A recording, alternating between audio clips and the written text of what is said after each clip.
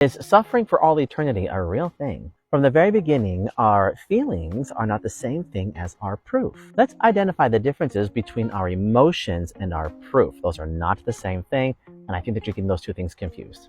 We have to understand what happens before the emotion. Emotions are based on a thought. The thought of joy, the thought of love, the thought of guilt, the thought of frustration. That's the thought. But then when that thought becomes circuitous and it gets bigger, then we have emotions that are coming from that thought, that feeling of that thought. And from there, it can feel like that is your proof. Because all of a sudden, I've got great big emotions happening. That's my proof that it is real.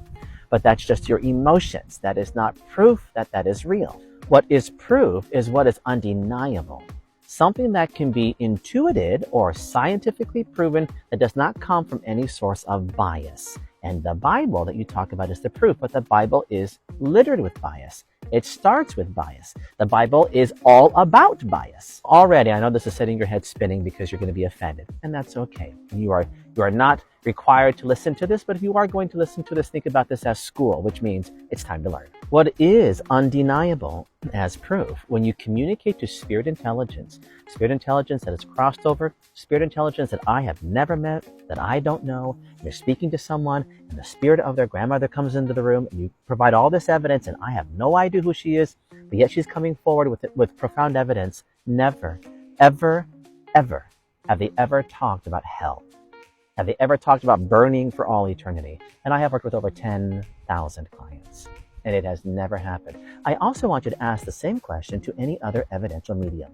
It has never happened. I have never, ever seen or reflected that to happen in any other session. And if for some reason you come across someone who says, I heard a spirit talk about hell, I want you to check that person's credentials. That psychic or that medium's credentials, what is their training, what is their background, what is their development. You can always find a seed of that. I hope that helped. And welcome to school. If this was something that you don't want to learn from me, you do not have to learn this from me. You are more than welcome to go back and repeat the 12th grade. Repeat the lesson again.